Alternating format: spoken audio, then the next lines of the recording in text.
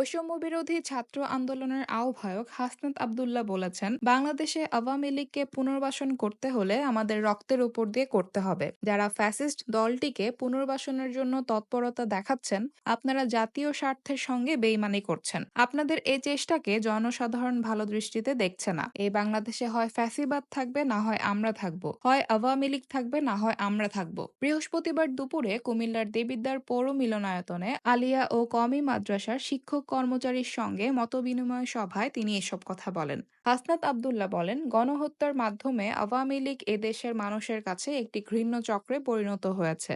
তারা আলেম ওলামাদের উপর ব্যাপক নির্যাতন করেছে। আলেম সমাজ ছিল তাদের সবচেয়ে অপছন্দের। তিনি বলেন, যারা ভোটের রাজনীতির জন্য আওয়ামী লীগকে পুনর্বাসিত করতে চাচ্ছেন, তারা কি ভুলে গেছেন গত ১৬টি বছর আওয়ামী লীগ আপনার উপর কি পরিমাণ নির্যাতন করেছে, কি পরিমাণ মামলা হামলা জুলুম করেছে? আপনারা ফ্যাসিবাদের পক্ষ নিয়ে জাতির কাছে বিতর্কিত হয়েন না।